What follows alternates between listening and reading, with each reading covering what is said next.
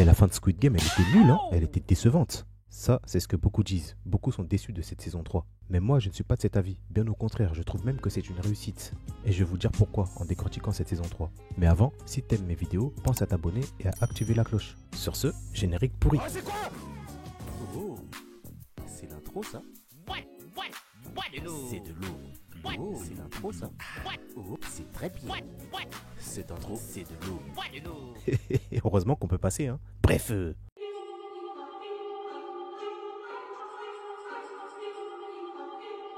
Le créateur de la série, Hwang Dong-hyuk, avait promis des jeux qui allaient faire ressortir le pire de l'être humain. Et franchement, dites la vérité, sur ce point on est sur une promesse tenue, non? Commençons par le cache-cache. C'était plus une chasse à l'homme qu'un cache-cache. Il y avait deux équipes, les rouges et les bleus. Les rouges devaient tuer un bleu pour se qualifier et donc survivre, et ils avaient chacun un couteau. Quant aux bleus, ils devaient soit trouver la sortie, soit rester en vie jusqu'à la fin du chrono en se cachant. Et de leur côté, ils avaient chacun une clé. Sauf qu'au total, il y avait 3 clés différentes. Rond, carré et triangle, donc un seul joueur ne pouvait pas ouvrir toutes les portes. Et bien évidemment, une fois qu'une porte était ouverte, elle ne pouvait plus se refermer. Et comme par hasard, pour ouvrir la porte de la sortie, il fallait les 3 clés. Donc rien que là, on nous pose le cadre et on s'attend à une boucherie. Et cette boucherie, on l'a littéralement, vous ne pouvez pas dire le contraire. Ce jeu, c'était un vrai bain de sang, un chaos total.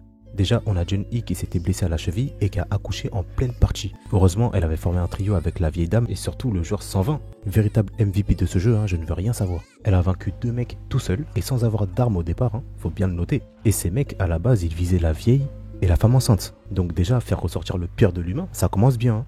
Aucun scrupule. Donc après s'être débarrassé du deuxième mec qui était déter pour planter une femme enceinte ou une vieille, numéro 120 trouve la sortie, et quand elle revient pour annoncer la nouvelle à ses 2 amis, donc la vieille Gonja et surtout Jun-hee qui vient d'accoucher, t'as le joueur 333 qui la poignarde dans le dos. Et le pire, c'est qu'il était déjà qualifié. Il avait fait une alliance avec le pote de Thanos pour se qualifier, et il avait dit à Jun-hee qu'il allait tuer une seule personne et revenir la protéger. Tu parles, au final il a fini par tuer bien plus de personnes qu'il n'en fallait juste pour faire péter la cagnotte, donc pour le plaisir, pour l'argent. En plus c'est lui le père du bébé, et dès qu'il l'a vu, à aucun moment il s'en est approché, il ne l'a même pas touché, juste un petit regard vite fait.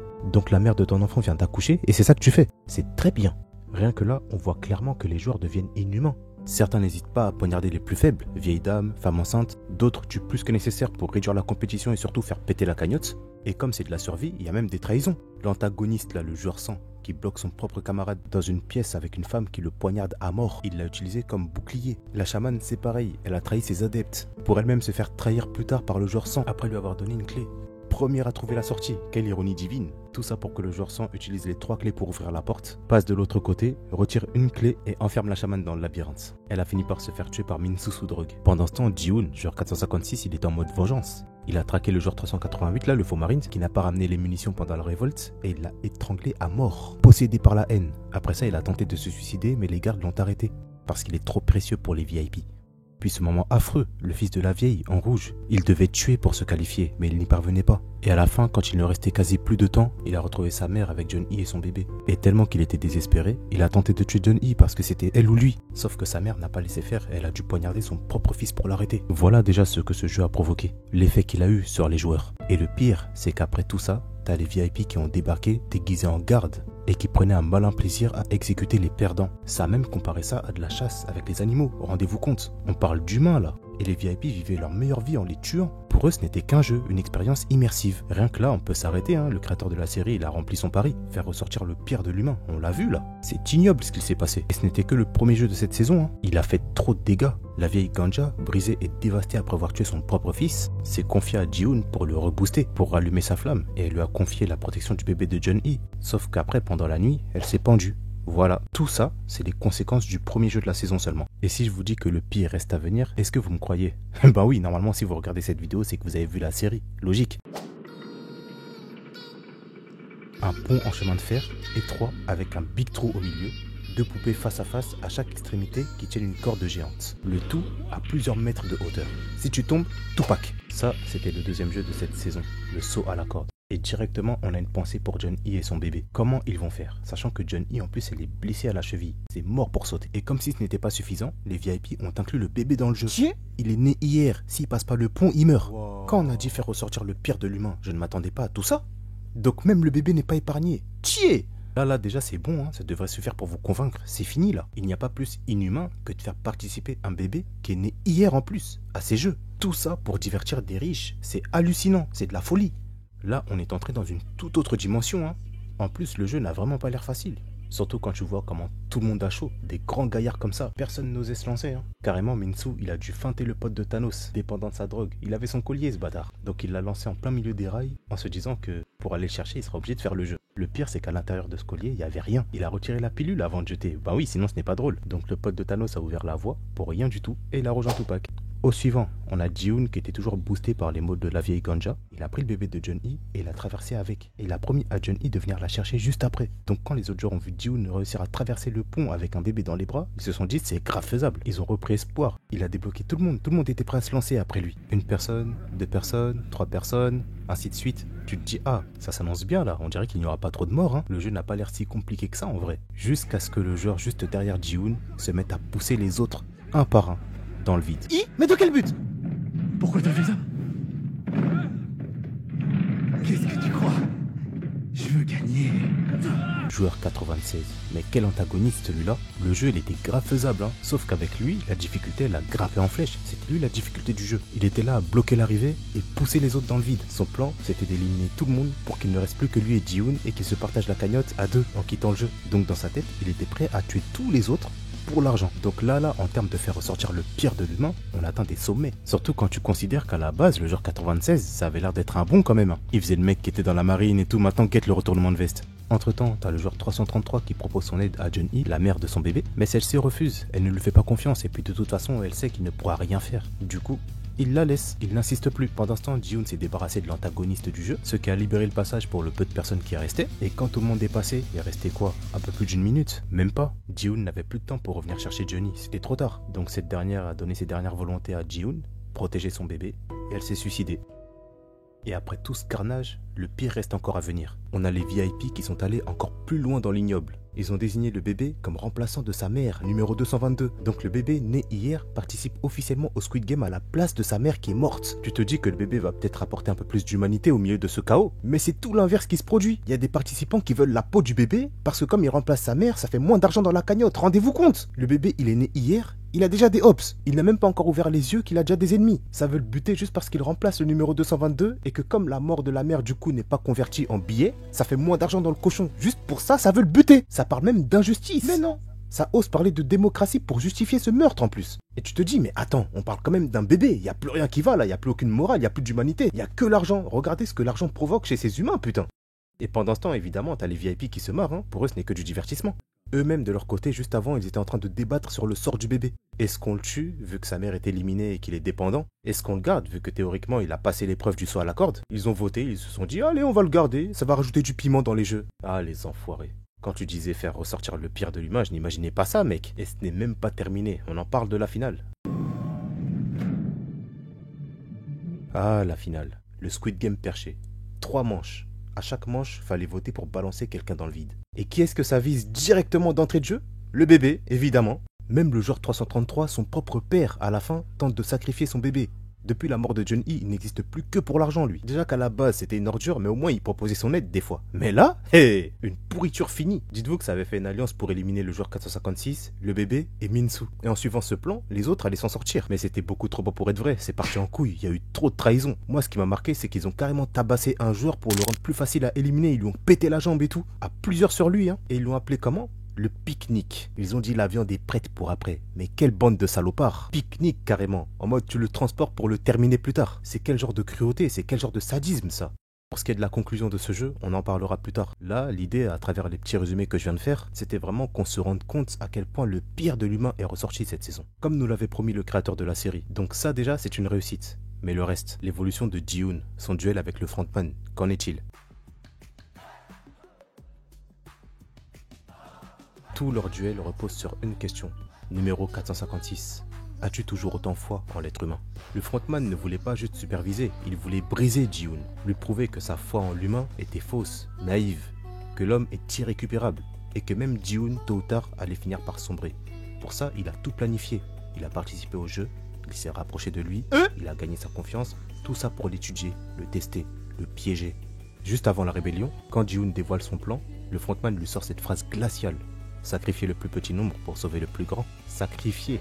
Un mot bien choisi pour le faire culpabiliser, le faire douter, lui faire croire que c'est lui le bourreau. Et pendant la révolte, il va encore plus loin.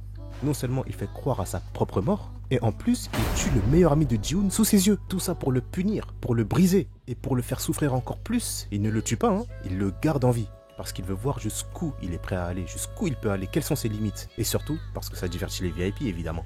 Le frontman était clairement en mission, il voulait voir Ji-hoon sombrer. Et ça n'a pas loupé, hein. Pendant le jeu du cache-cache, Ji-hoon n'était plus le même, il était aveuglé par la haine. Et comme le hasard fait bien les choses, il était en rouge, donc il devait tuer pour se qualifier. Toute la partie, il a traqué le joueur 388 qui lui était en bleu pour le faire payer, rejeter tout l'échec de la rébellion sur lui, vu qu'il n'a pas été fichu de rapporter des munitions. Et devinez quoi? Il l'a étranglé de sang-froid. On n'avait jamais vu Ji-hoon dans cet état. Il avait complètement pété les plombs, comme si son âme avait quitté son corps.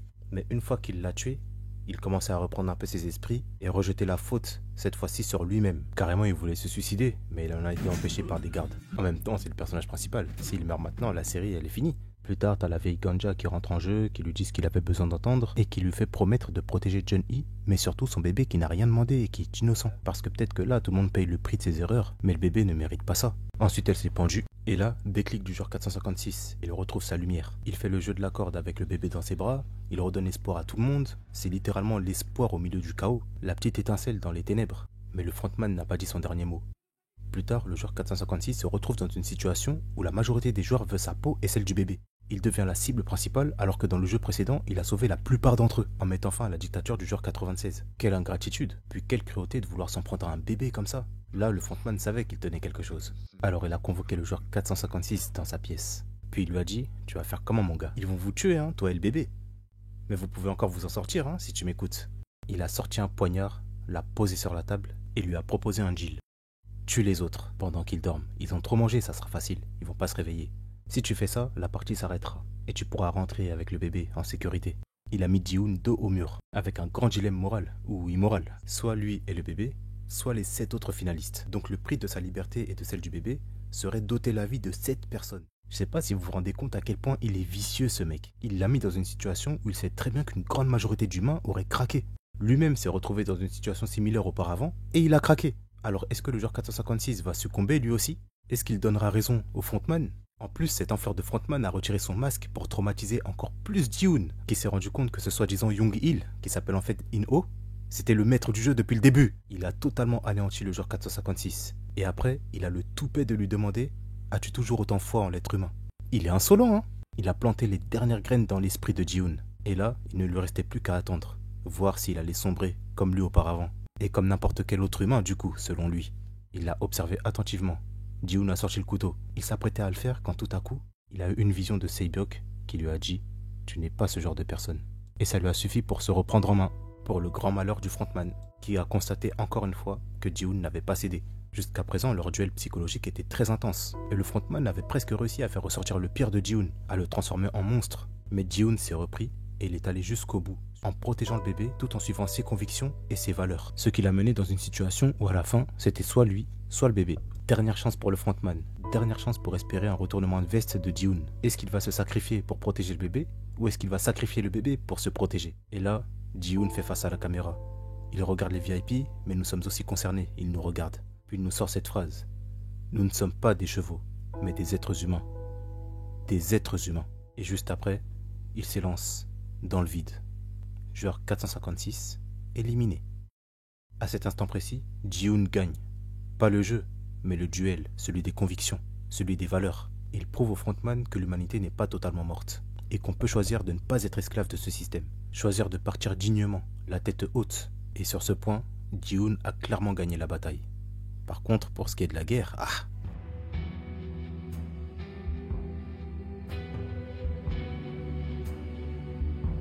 Ji-hoon ne pouvait pas gagner la guerre, car le Squid Game n'est pas juste un jeu, c'est un miroir, celui de la société.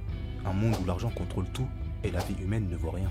Une société capitaliste où tout tourne autour de l'argent et où les valeurs n'ont plus de valeur. Ji-hoon, c'est un gars paumé qui a tout donné pour renverser le système. Son argent, sa santé mentale, sa dignité et même sa vie. Mais malgré ça, rien ne change. Le système continue, comme si de rien n'était. Et c'est ça qui fait mal, car il a beau avoir remporté son duel face au frontman, gagner cette bataille au prix de sa vie, il n'a eu aucun impact sur le système. Parce que ce système est trop bien ficelé. trop solide pour tomber face à un seul homme. Donc au final, la guerre, il l'a perdue, il ne pouvait pas la gagner.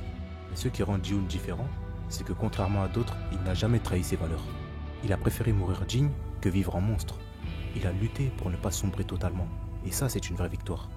Et pour ce qui est de l'équipe de recherche, toute l'intrigue autour d'elle, on pourrait se dire, donc tout ça pour ça, c'était inutile, hein. Ça n'a absolument rien apporté de plus. Quant à l'inspecteur, il a eu trop de temps d'écran pour rien. Mais au final, est-ce que ce ne serait pas un autre message encore? Ce flop total est là pour dénoncer le fait que le système gagne toujours à la fin. Ce n'est pas une équipe comme ça qui allait faire quoi que ce soit. Vous avez vu comment dans la vraie vie, les personnes haut placées finissent toujours par s'en sortir? Vous allez dire que je mélange tout, mais regardez PDG par exemple. Malheureusement, c'est ça, il y a des vérités qui n'éclatent pas toujours. Il y a des crimes qui restent impunis et la vie continue comme si de rien n'était. Le système ne perd jamais, on dirait. Il y a beaucoup trop de cas où on a l'impression qu'il n'y a pas de justice. Et Squid Game l'a bien illustré. Certes, c'est frustrant, mais c'est crédible, c'est réaliste. Néanmoins, malgré tout, il y a une petite lumière.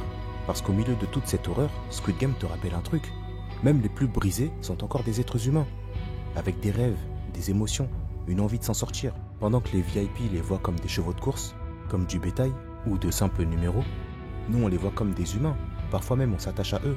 On les voit aimer, protéger, résister. Et une phrase était écrite sur les murs.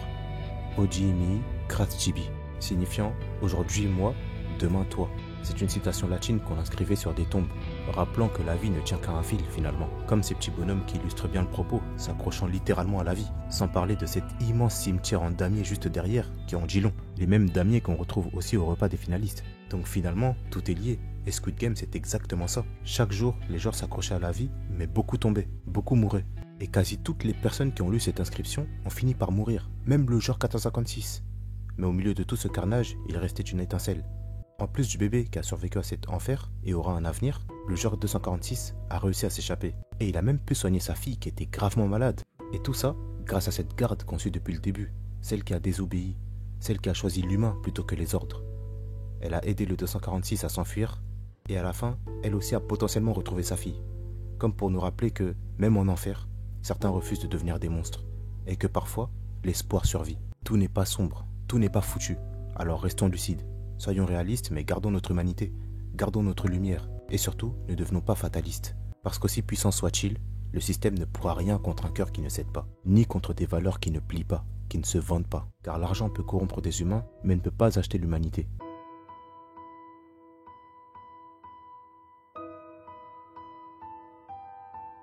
Beaucoup parlent d'une suite, d'un Squid Game Universe, de Squid Game USA, ou même d'un animé, mais le créateur de la série a été clair pourtant.